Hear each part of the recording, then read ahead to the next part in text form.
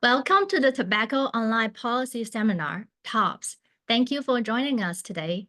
I'm Dr. Tong Lin, a postdoctoral scholar at The Ohio State University.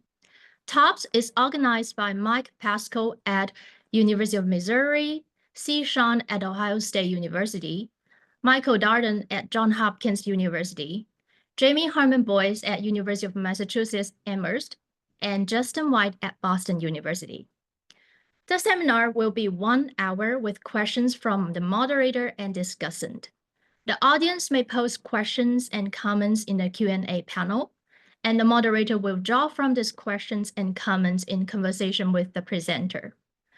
Please review the guidelines on the tobaccopolicy.org for acceptable questions. Please keep the questions professional and related to the research being discussed. Questions that meet the seminar series guidelines will be shared with the presenter afterwards, even if they are not read aloud. Your questions are very much appreciated. The presentation is being video recorded and will be made available, along with the presentation slides, on the TOPS website, tobaccopolicy.org. I will turn the presentation over to today's moderator, C. Sean, from the Ohio State University, to introduce our speaker. Thank you. Today, we continue our winter 2025 season with a single paper presentation by Travis Whitacre entitled Flavored E-Cigarette Sales Restrictions and Young Adult Tobacco Use in the United States. This presentation was selected via a competitive review process by submissions through the TOPS website. Dr. Travis Whitacre is a postdoctoral scholar at Yale University's School of Public Health and is a Castor postdoctoral research fellow. Some of his research focuses on the cross-section of adolescent mental health and smoking behavior. His research analyzes large survey data sets using applied econometric and quasi-experimental analysis to inform how access to mental health care affects an adolescent's health decisions and human capital development. Dr. Abigail Friedman, Associate Professor at Yale University, is a co-author of the study and will answer select questions in the Q&A. Dr. Whitacre, thank you for presenting for us today. Thank you. All right. Hi. All right. I'm Travis Whitacre. Thank you for having me today. I'd also like to thank my co-authors, Abby Friedman and Mike Pesco, for their contributions to our project. So our funding is through some grants from the NCI and FDA and NIH. We have no conflicts of interest to disclose. Okay. So just kind of like as a quick overview of what we're going to be talking about today. So I'm going to give some like general public or health conundrums involved in thinking about policies for electronic nicotine delivery devices, or ENDS, and describe the quasi-experimental background literature in this space before we dive into our specific research questions, data, methods, findings, limitations, and the implications of that. So just some background is like over the past 2 decades, over this same period where young adult combustible cigarette use has fallen from about 17.9% to 6.5%, young adult ENDS use has risen pretty dramatically from about 5.4% to 13.6% over this same period. So this has motivated a lot of regulatory research focus on ENDS, and given this increase in ENDS use has been particularly evident among young adults. This has led some policymakers to focus local efforts on regulating ENDS through restrictions of flavors. So as an example, there's now about a quarter of US residents that live in a jurisdiction with some form of flavored ENDS restrictions. And so like one scoping review of quasi-experimental analyses of a variety of different ENDS policies from PESCO found that like 16 of 18 of them found ends restrictions increased conventional cigarette use smoking relative to non-adopting states. So this is like a note of caution for policymakers, is that since these products can have varying like risk profiles, and vaping's effect on quality of adjusted life expectancy is estimated to be about like 37% of that of smoking. So this is going to matter because the goal of an ends regulation is not singular in just reducing ends use, but we also need to consider how the policy effects might affect smoking, either smoking initiation or smoking cessation. So the most ideal ends regulation would be one that could reduce ends use without also increasing smoking rates. So our research question is then, how do policies restricting the sales of flavored ends or flavored electronic nicotine delivery systems affect young adult vaping and cigarette smoking in the United States? So we're going to apply a quasi-experimental research design to nationally and state representative data from the Behavioral Risk Factor Surveillance System survey that focuses on 18 to 29-year-olds in order to determine how young adults' ends and cigarettes use changed in states that did not versus did adopt ends flavor restrictions, and then before and after those policies go into effect. So not only are the transitions into daily smoking common in this age group, about 52% of US daily smokers aged 26 through 29 reported first smoking daily at or after the age of 18. But benefits from cessation are particularly high. So if we think of survival curves for cigarette smokers who quit before the age 35 are nearly identical to those who were never smokers. So consequently, this means that policies that decrease habitual smoking among this young adult age group are going to have really large benefits for population health. So our objective is to estimate how ends flavor restrictions relate to young adults' use of cigarettes and ends. So our approach to answer this question is we're going to utilize quasi-experimental analyses. And so we're thinking, the way that we think about quasi-experimental analyses in our paper is a research design, or a quasi-experimental research design that also formally tests if assumptions for that design are likely to hold. So in reviewing some of the prior literature before that on the ends flavor policies that were also quasi-experimental analyses, like following that definition, is that there was a study from Friedman which found restrictions on flavored ends sales reduced retail sales of ends, but increased cigarette sales. And then there was also a scoping review of 30 studies which found moderate quality evidence that ends restrictions flavored ends restrictions decreased end sales, and low quality evidence that they increased cigarette sales. I also want to note that there's also a couple of really excellent working NBER papers that are out, which look at this topic and are also quasi-experimental analyses. But these papers came out after we'd already submitted this paper for peer review. And so we weren't able to include them within our paper because of that. And so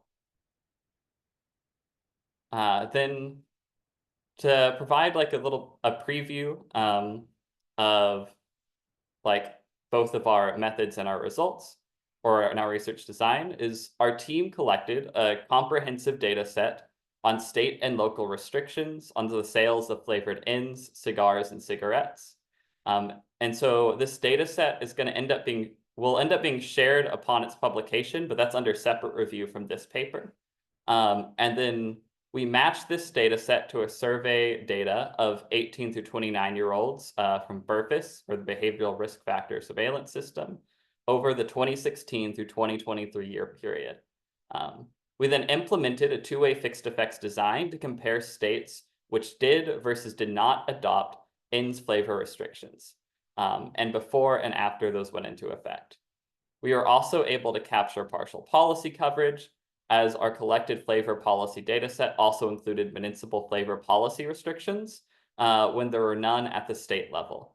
One of the potential issues from these designs is that these policies had staggered implementation and that they were implemented at different times. And so that could potentially generate some bias.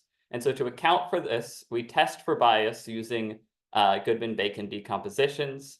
And we don't find any evidence of bias being introduced through the staggered design. So what we'll end up seeing with our results is that if END's flavor restrictions, or is that END's flavor restrictions end up yielding reductions in young adult vaping, but increases in young adult smoking. So first, the data from our outcomes and our controls are going to be taken from BERFIS, which is an annual cross-sectional survey of non-institutionalized U.S. civilian adults, and it's nationally and state representative. So from BERFIS, we then formed a balanced panel from the survey. And so this is important because we had to omit some states based off of two issues in order to form this balanced panel. One was that as the ENDS questions in the survey were optional in the years 2018 and 2020. So there are some states which did not report for both, and so we needed to drop those states in order to form a balanced panel. And it's also important to note that the ENDS questions were also dropped entirely during the year 2019. So that created an issue. So then we matched the policy or BERFIS to policy and environmental control variables based off of like state and interview timing. So kind of a general list of like some of like the controls that we'll end up including is like total bans on unflavored ends, smoke-free and vape-free workplace laws, deaths from vape associated by lung injuries, if end sales restrictions were blocked or stayed, tax rates for cigarettes, cigars, ends, and beer, indicators on which individuals can legally purchase tobacco products, and indicators for legalized medical and recreational cannabis use, or cannabis legalization. And so then our outcome variables are going to be with vaping and smoking. And so they're taken from a question with like the syntax, like, do you now use cigarettes or vape e-cigarettes every day, someday, or not at all? And so with this question, we create an indicator variable for if somebody was a daily or a current ENDS user or ENDS vapor or a cigarette smoker. So daily and current cigarette smoking is also predicated on the person having smoked over 100 cigarettes in their lifetime. Otherwise, they were not coded. So if they had not smoked 100 cigarettes in their lifetime, they were not coded as a smoker. And so then for our exposure variables, our team compiled our own comprehensive flavor policy data set. And so breaking this out into like two steps of the work that we had to put in order to compile this flavor policy data set is like, first, we compiled a combined list of policies from multiple different advocacy groups, which collected flavor policy details across US jurisdictions. And then from there, we also conducted our own online searches and reviews in an attempt to catch any flavor policies which may have been missed by advocacy groups, which we were able to identify some. And so then the second step is, now that we had this list, we then went and obtained all of the signed ordinances and had our team review them to confirm that the policy went into effect on the right dates, and determine what the effective dates were, and also to determine what all of the different policy details were. And so we also So through this, like we're establishing effective dates, policy details on like which types of ends products are restricted. And then each entry was then independently reviewed by 2 coders on our team. And then if there was any discrepancy found between those 2 coders, we had a third doctoral level coder resolve that discrepancy. So in doing this, we were able to identify policy elements which had not been captured through the advocacy group documents. And we were also able to identify mistakes, such as like false positives or false negatives, where like a policy could have been listed that it had been in effect from an advocacy group, and then our team was able to identify that this policy was only proposed but not actually implemented. And so then over the sample period in our data, we can see then that flavored end sales restrictions go from almost no coverage to about 28% of US residents being covered by either a state or local flavored ends policy. All right. And so then the methodology that we're going to be using is a two-way fixed effects analysis. So if you're not familiar with the two-way fixed effects analysis, the idea of like the regression specification is that we include both a state and like a state fixed effect and a time fixed effect. So which you can see here for the state fixed effect and here for like the quarterly time fixed effect. The idea of this is that within the state fixed effect, all of the individual characteristics like unique to that state kind of get subsumed into this fixed effect. So it's like a control for a state. And similarly for like the time fixed effect, if there's anything unique to that specific quarter that could be driving like ends use or smoking use, it's getting subsumed within this like quarterly fixed effect. We then include also an ample amount of controls, including other tobacco control restrictions that we had discussed a few slides before.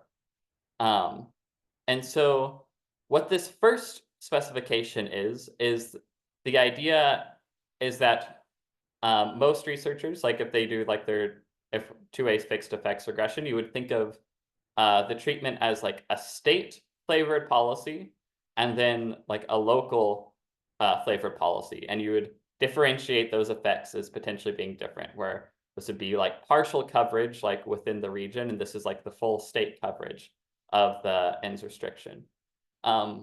So we prefer the second specification where we actually separate out differing state policies, well, specifically Maryland's state policy. And the reason for that is that Maryland's policy is actually pretty unique compared to the other state policies. One of those is that Maryland's policy is not a law or an executive order, it's just a regulation. But it also is unique in the fact that it applies only to closed system ends, or it exempts open system ends. So it's specifically regulating like disposable ends products, and it also exempts menthol flavors. So there's two things that are fairly unique about it compared to some of the other state policies. And so because of that, we wanted to treat it separately because there might be different effects from Maryland's policy compared to the other state policies, but then we'll show the results of both of these specifications. All right. And then in order for like causal interpretation to hold, we would need these three assumptions to hold. The first is that covariates adjust for other time-varying policies or events related to both the exposure and outcome. Second, states that did versus did not adopt flavor restrictions need to exhibit parallel trends in their outcome variable before policies went into effect, adjusting for the other covariates.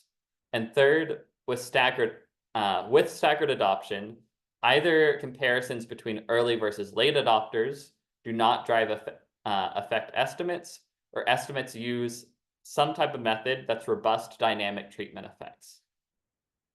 So by including a broad range of tobacco policy covariates and controls and adjusting for flavor policy coverage, this should help address assumption 1.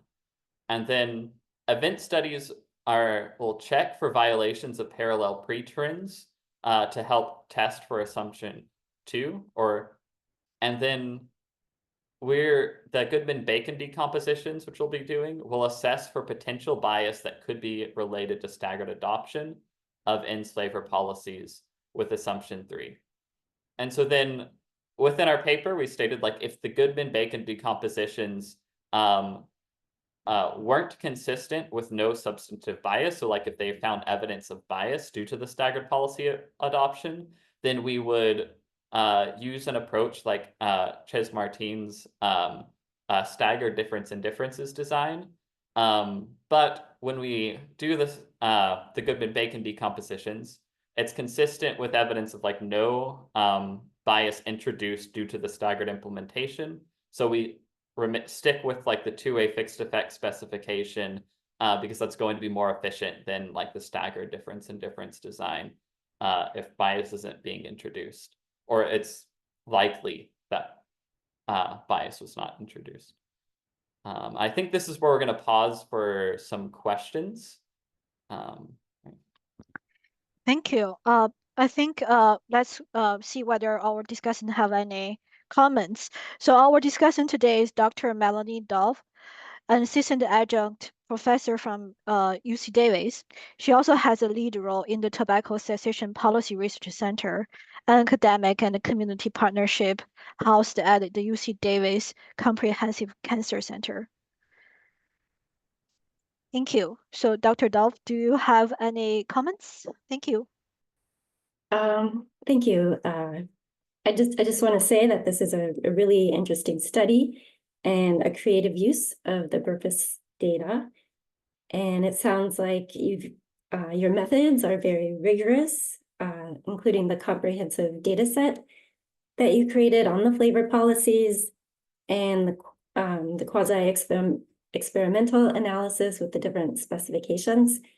The one question that I have is about the dates of the policies. So a lot of times policies will have different dates, such as the date they're passed, the date they're effective, the date they're enforced.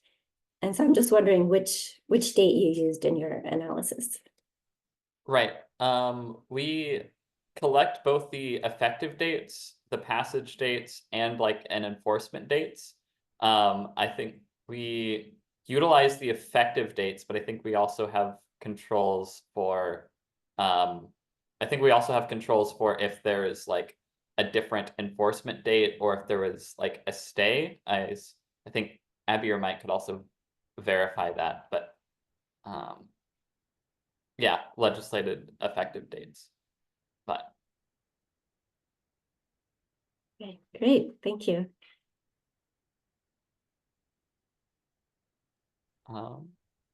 I see one question from the audience from Ho-Jin Park. Does the state restriction override the locality level restrictions? And what about the other way around?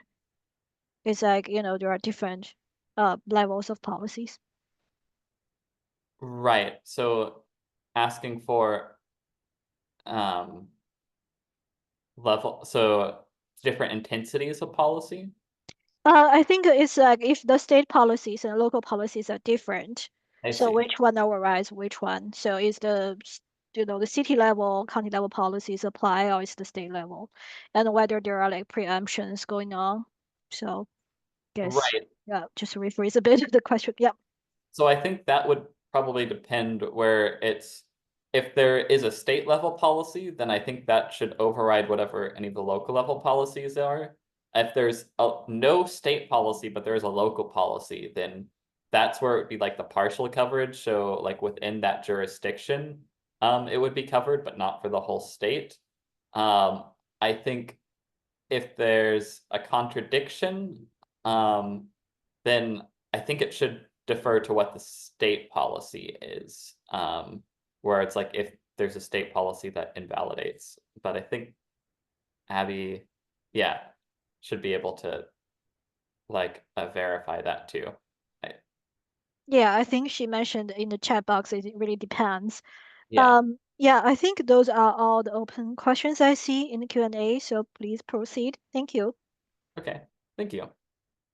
All right, so we'll continue now with like looking through some of the results. Okay, so what I'm going to show you now is a summary statistics table.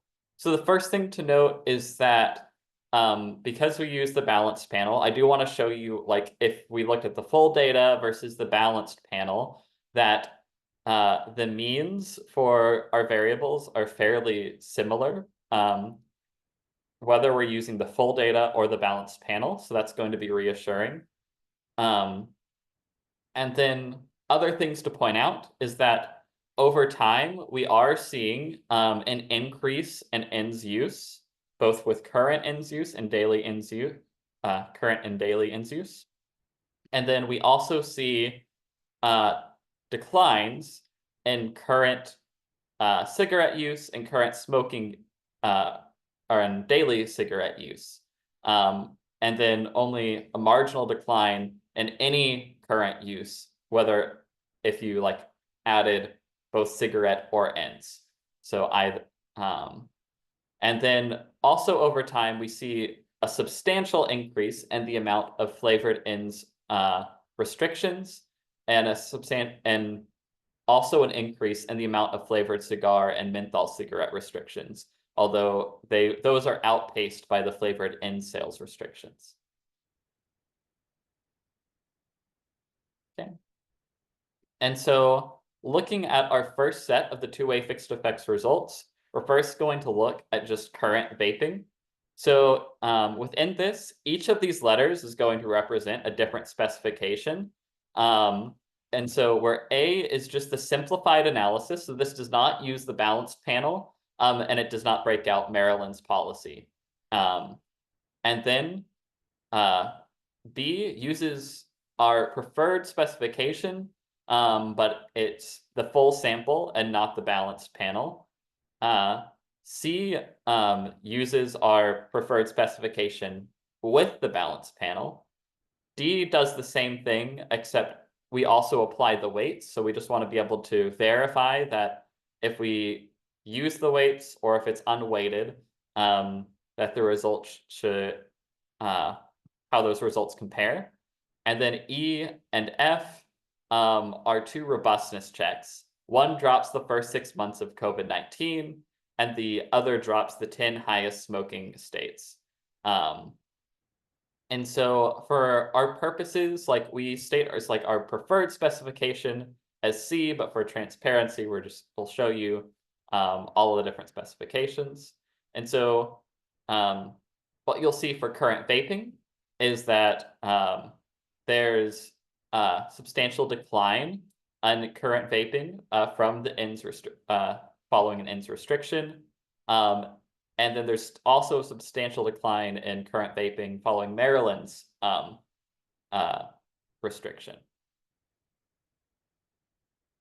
And then when we look at daily vaping, the results are even stronger. In all cases, state restrictions on flavored end sales yield statistically significant reductions in daily vaping. And the same is true for Maryland in all but one of the cases here. But within our preferred specification, it would be about a 3.6% decline in daily vaping from the non-Maryland states and about a 1.1% decline in daily vaping within Maryland. So for our two-way fixed effects event studies, this is just checking to see if our results are consistent with parallel trends holding. And then, so for the balanced panel, it's reassuring that these results look to be consistent with parallel trends. And now for our Goodman-Bacon decompositions, intuitively, this Goodman-Bacon decomposition, again, this is, the idea here is to check to see if that assumption 3, that like, does staggered design create, checking to make sure that if staggered design creates bias. So intuitively, the Goodman-Bacon decomposition disaggregates our policy coefficient estimate into 3 different types. So it's essentially, we could disaggregate our estimate of how this ends restriction affects daily vaping or current vaping into, was the state, out of your states that did adopt a policy,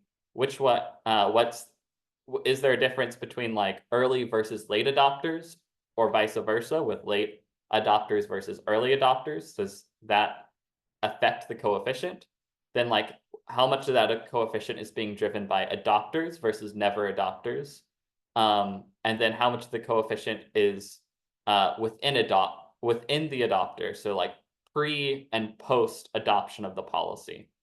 And so in terms of where bias can be introduced through staggered design, that's going to be coming through A, where if you adopted early, does that change what the coefficient estimate would be than if you adopted late? And so what we do then is, like with the Goodman-Bacon decomposition, is like looking here at like current vaping. D is the point estimate when we include A, and E is the point estimate if we omit A. And so since these two are the same for current vaping, there's no evidence of bias being introduced through the staggered implementation of these policies.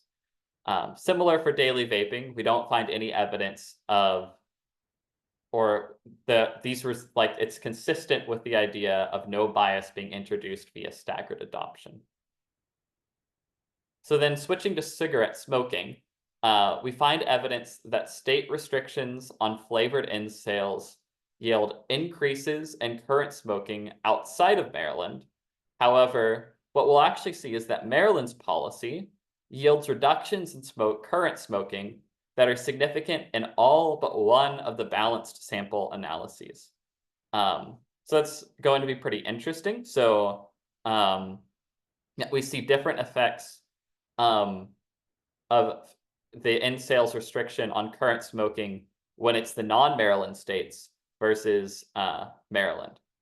So like then if we compare this to daily smoking, we see similar results where for the non-Maryland states, we see marked increases in smoking rates throughout each of the specifications after the implementation of an ends restriction or ends flavor restriction. But that is not the case for Maryland's.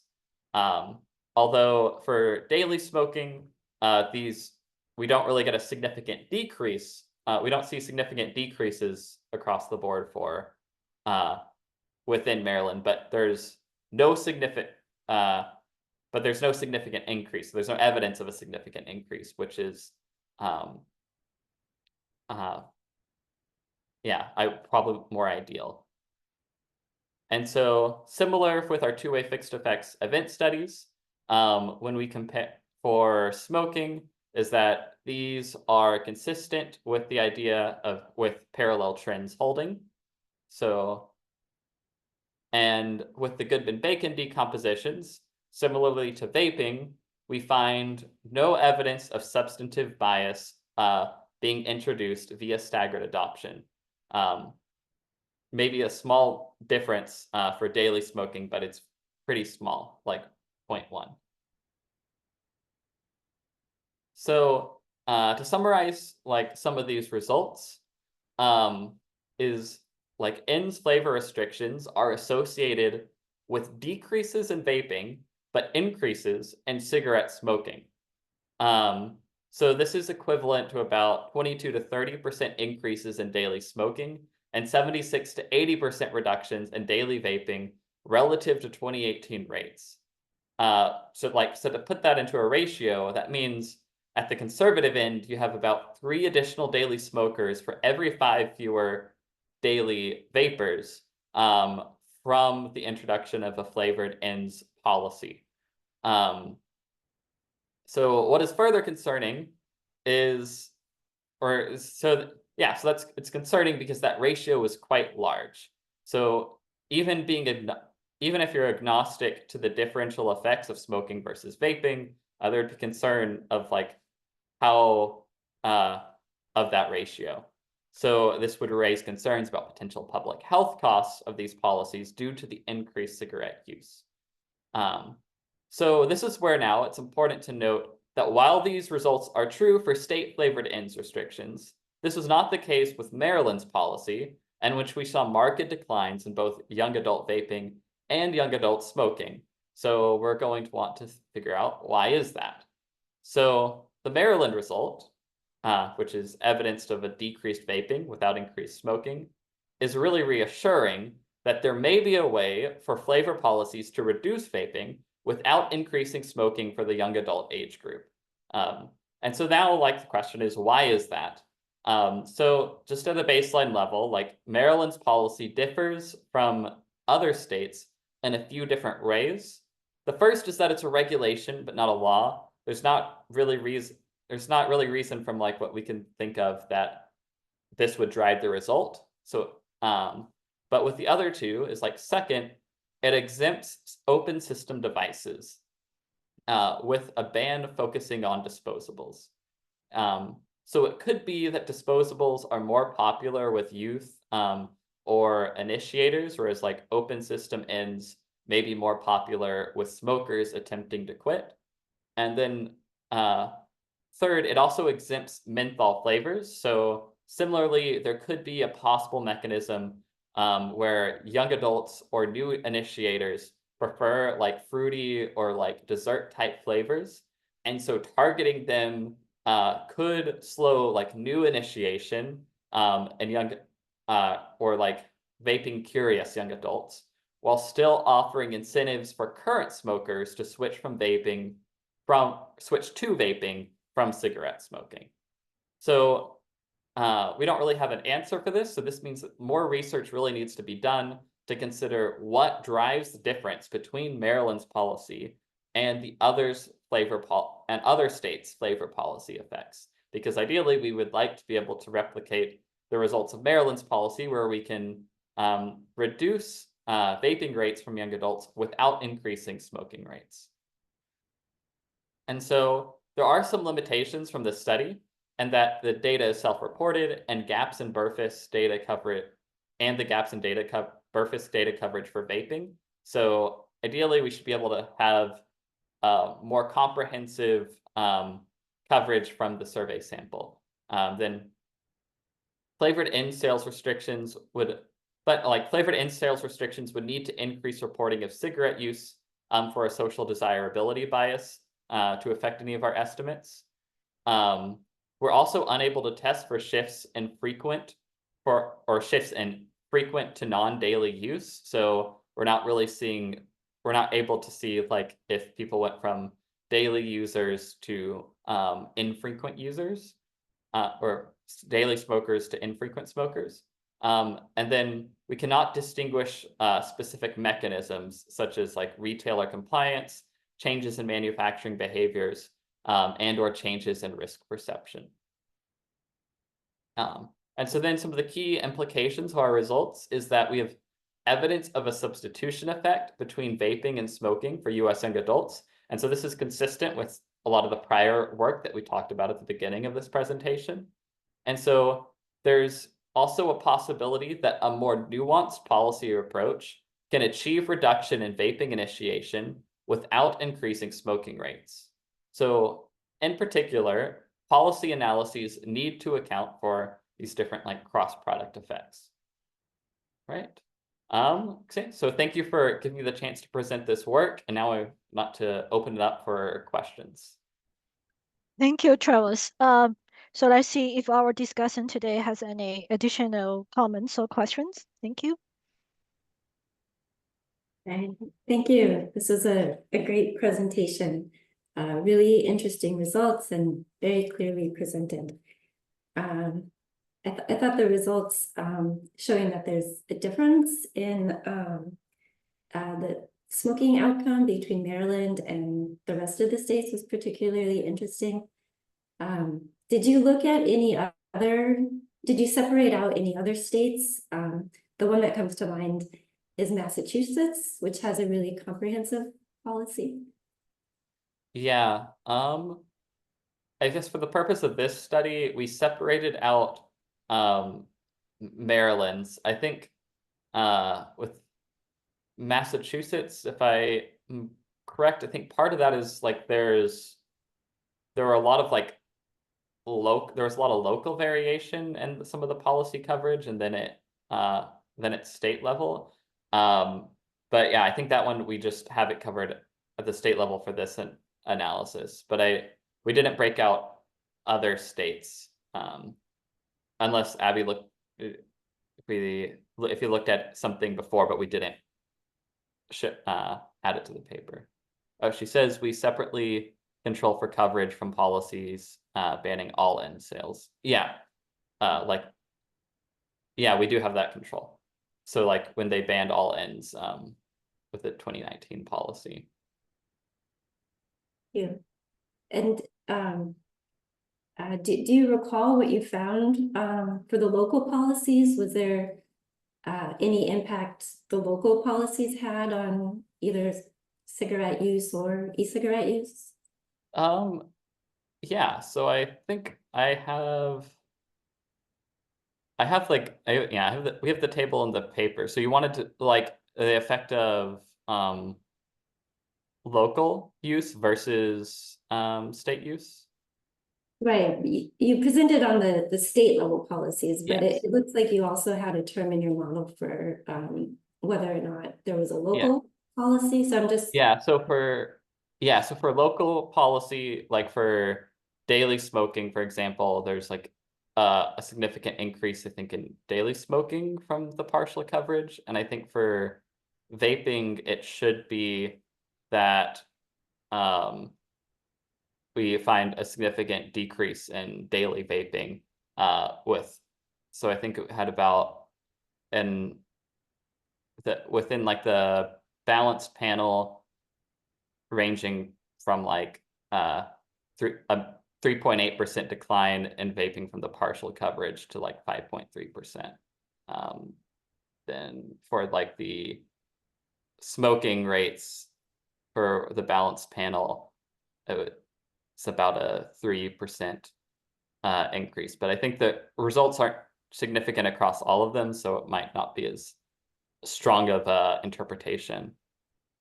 So it's, like Abby said, its local coverage is linked more strongly to reductions in vaping in most of the specifications. So the evidence is a bit weaker on the increases in smoking for local coverage. But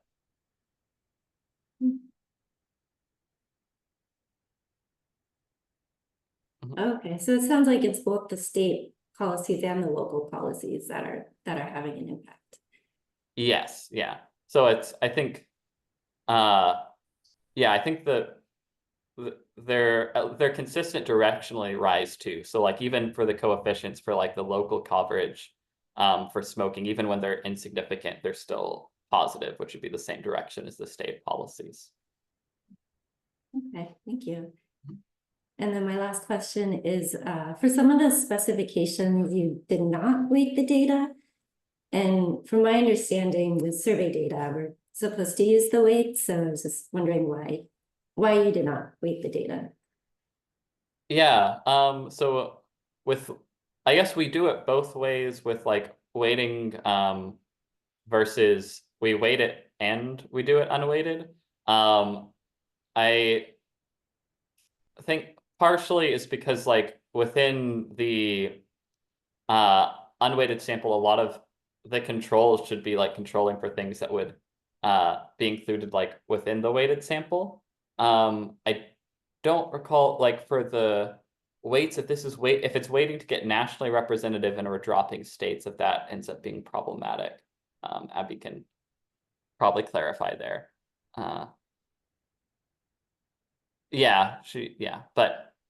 But yeah, I mean, the results were consistent both ways. But yeah, Abby pointed out that the main specification is done both ways to clarify the extent to which weights drive the results. And results are, and then the results are consistent with or without weights. Okay, Thank But we you. do consider, like for each of the specifications we run, we consider with and without weights, but there's not really much of a difference. Which I think, yeah, you would expect if a lot of your controls are already controlling for the things that things are going to be weighted by. Right. Okay. Thank you very much. Thank you. So audience, please keep your questions coming through the Q&A panel. If we don't have a chance to get to our questions, or if you would like to discuss with the speaker directly with mics enabled, you are welcome to attend Top of the Tops immediately following this webinar. If interested, please copy the meeting room URL posted in the chat later, so that you will be ready to join the live discussion once this webinar concludes. So I see IB is answering some questions, but there are some also open questions. One is from Tiffany Schumer. Did you include analysis of cessation services offered in places with flavored and sales bans? Can you repeat that This question? cessation, did you include controls or analysis of the quitting or cessation services offered in the places or that also have flavor e-cigarette sales bans? Oh, I see. Controls for cessation services. I do not believe we have controls for the cessation services unless Abby knows otherwise, but Okay, I think she is also answering, and we can circle back to this. yeah, I don't believe so. Yes. Also a question from Cheryl Olson. Can you share your views on what policy changes you would like to see implemented or explored based on these findings? So I think that's a great high-level question. Thank you.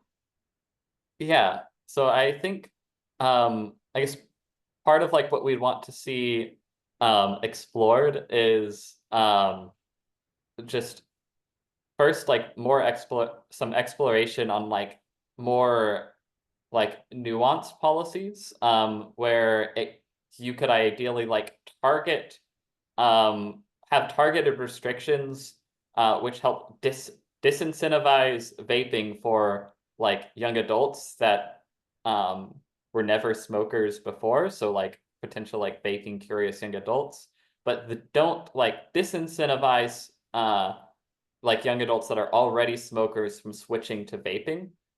So that's where like Maryland's policy was curious because like there were two possible ways that maybe that policy was able to like disincentivize the young adults that had not vaped or smoked before, but maybe incentivize switching but kept the incentive to like switch from smoking to vaping for people that might already be smokers. So that's like one area of exploration that I think our results would point to as being pretty promising. Thank you. Yeah. I think there are also some questions from Laura Buck about the exemptions. So I think IB already answered them, but I just want to see whether you have any additional answers or comments on this. So one is about the retailer exemptions. So there are some local laws or state laws that exempt certain retailers from the e-cigarette restrictions. So can you talk about how you guys dealt with that situation? Yeah, so for different types of exemptions, we when we were building the municipal flavor policy data set, we made sure to note like whether there are, especially for like these local policies, if there are any types of exemptions, like there were certain policies that exempted menthol, and then there are certain policies that would like exempt certain types of products. So we coded and made note of whenever there was like an exemption that took place for like the different policy details.